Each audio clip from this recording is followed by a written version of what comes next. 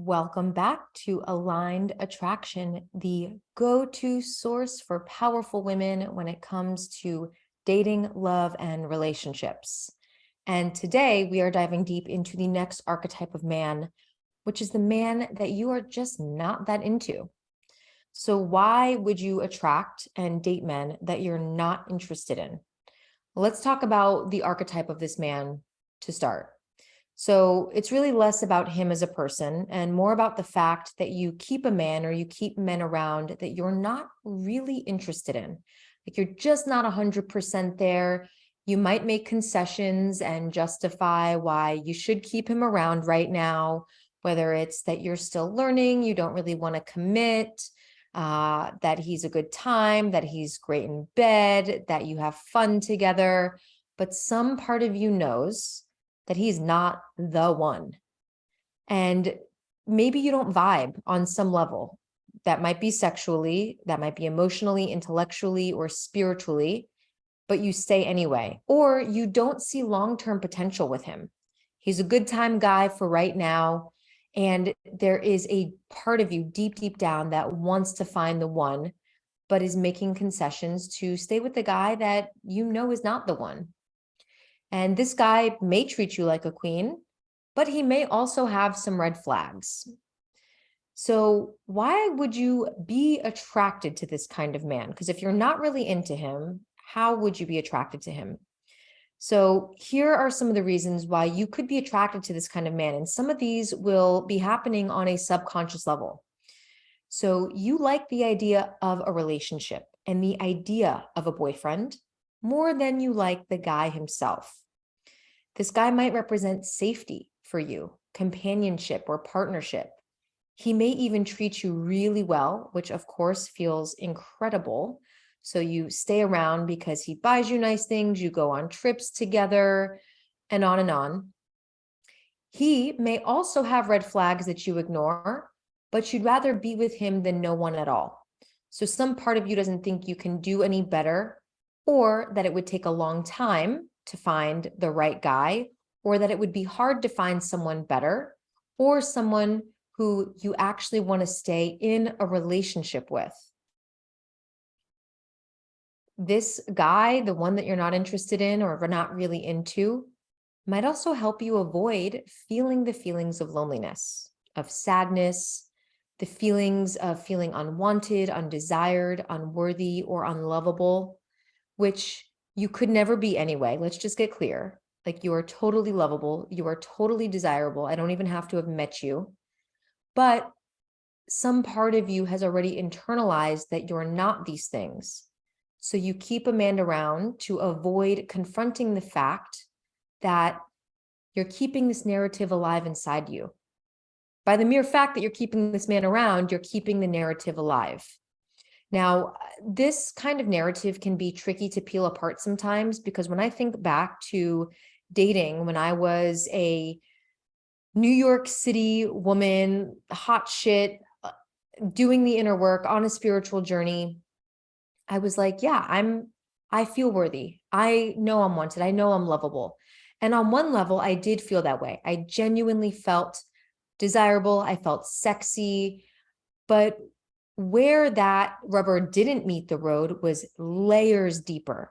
So superficially, I felt desirable. I felt lovable and worthy when I was working out all the time, when I was making good money, when my skin was clear, when my body looked how I wanted it to look, when I was performing the way I wanted to perform at work, in bed, you name it. When I was on my best behavior, then I felt lovable and worthy. But when shit went sideways and I gained a few pounds or my face started breaking out, when I got left by a partner that I had fallen head over heels in love with, then all of the inner narrative started to come out and reveal themselves. So are you still as kind and loving to yourself when shit goes sideways as you are when you're winning in every area of your life? That's going to be the true testament to whether or not you feel inherently worthy and whether you perceive yourself to be inherently worthy, desirable, and lovable. And if you can't in good faith answer yes, that you would love yourself just the same, no matter what, then this is a narrative you're going to want to take a deeper look at. Now, you might also be attracted to this kind of man because you don't want to be alone. You find that hard. Or you think that you can't actually have what you want, which is a man that you're deeply in love with. Or that you're going to fall in love with a man like that, and then he's not going to want you back. Or that the relationship will have an expiration date. So why are you attracting this kind of man? Here's what could be happening underneath the surface. You might be used to sacrificing your needs and taking what you can get, never really asking for what you want. I can't tell you how many times I have struggled with this in my life and how many women I've spoken to that don't actually know what they want and what they need in any given moment, whether that's in a relationship, ordering a meal at a restaurant. It could be as trivial as that. In the bedroom, what do they want that would feel pleasurable for them? We've not been taught to really own our needs and really claim them. We've been taught everything, but it has been bred out of us to claim our needs and to speak up for them, because then we get labeled as bitch, bossy, know-it-all, you name it. So we're really needing to rewire our brains to ask, what do I want? What do I desire? And can I believe that I can actually have that? Now, you might also be attracting these kinds of men because you haven't been in the habit of taking a stand for your needs, and you make concessions and you make compromises because you're not sure that you could actually have more. Or if you ask for more, if the man will stay. I've spoken to a number of women who have held this fear and who actually have exercised their voice, and then the man becomes defensive. I was speaking to a client the other day, and one of the patterns that she used to play out was that in the beginning of the relationship, she would be very kind and amenable because she's a kind, loving person. And this would play out for months. And over that time, because she was so giving and so willing to sacrifice her needs, the man got used to this. She trained him in some subconscious way to get used to her not having needs. And then after her getting tired of sacrificing her needs, when she got to a boiling point, she would speak up. And then when she would speak up, she would catch all of these men off guard. They would either become angry and defensive, they would become confused, they would leave the relationship. And this is what happens when we play these patterns out. So if you've been used to sacrificing your needs and making compromises, consider asking, like, what do I need? How do I want to be treated? And how do I want to show up from the very beginning, starting with the first date? How do I want to let this man know who I am and what I stand for and what my personality is like? Now, another reason why you could be attracting these kinds of men are that some part of you would rather take what you can get instead of having nothing, or risk having nothing. So you'll settle for someone that you're not really interested in or that you don't see long-term potential with. You may also not want to face the pain of being lonely or being alone. So again, you stay in these dating scenarios with men you're not interested in, or you like having the upper hand and being the one in control, with one foot in the door, one foot out the door, so that you can leave at any time. And you do that because if he's more into him than you're into you, you reduce the chance that he's going to leave or abandon you. And if he did, then it wouldn't actually be that big of a deal because you weren't really that into him anyway. So this is a move for security and safety, right? This is not something we tend to do consciously, but it's a way that we try to ensure security for ourselves. You might also be really afraid to put your heart out there for fear of being abandoned, for fear of being rejected, or having to contend with feelings of being unwanted or undesired. And this is probably something that you felt deeply as a child from one or both of your parents, or from someone else significant in your life. And this was something I played out with an ex-partner of mine, where I tell the story on past episodes, and I've told the story many times, but I projected so much onto this man that I had no idea I was doing when we were dating. And I thought, I got to be perfect for him. He's only going to stick around if I'm perfect. So I would wake up before him. I never slept well. I would wake up before him. I would take a shower, brush my teeth, put deodorant on, put concealer and foundation on, and slip back into bed so it looked like I woke up like that. Fresh breath, fresh pits, fresh pussy, fresh face. And then he'd wake up and he would think that that's how I was, because he wasn't looking to see if I had foundation and concealer on. He just thought this was how I looked. And what I was really doing was covering up cystic breakouts because I was so stressed out about needing to be perfect. But this man never told me I had to be perfect. He never asked that of me. There was already a deeply internalized narrative that I was holding about myself, that I wasn't enough as I was. I wasn't enough or lovable or worthy or desirable when my face was breaking out.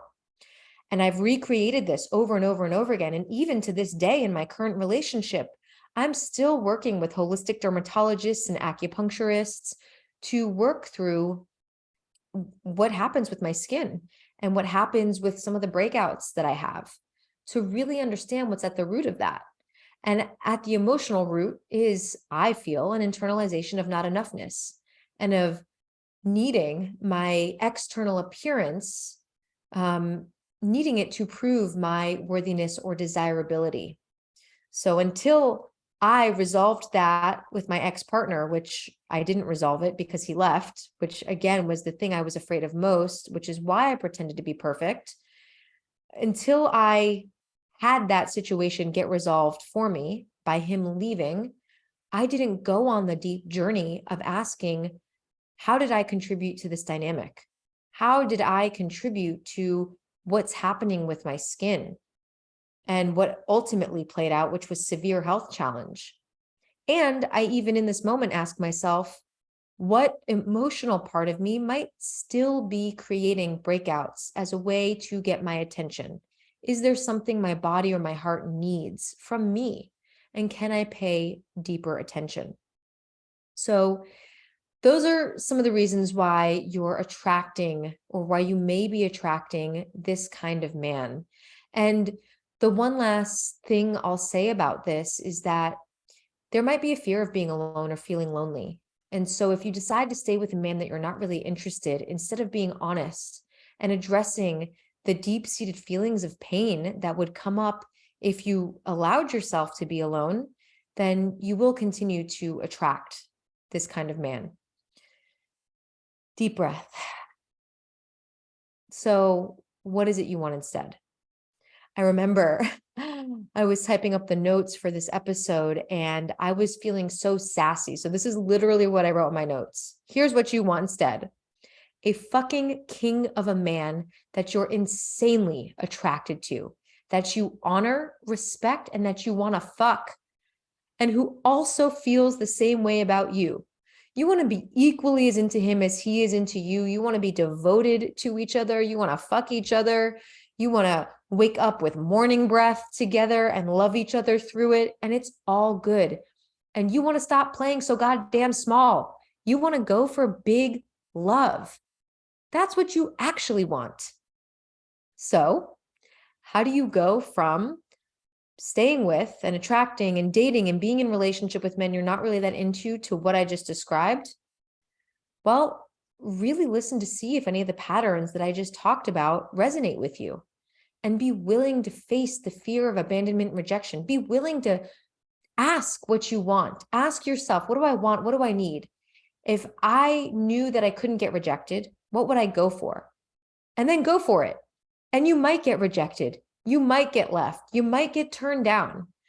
But until you're able to face that fear, you're going to continue playing small. And if you're not dating right now, then be willing to be alone. Actively create alone time, apart from friends, apart from family, apart from dating, apart from the apps, from Netflix, from all the distractions, and be with the emotions that come up. Cry it out, scream it out, sit there in numbness and disconnection, whatever comes up for you.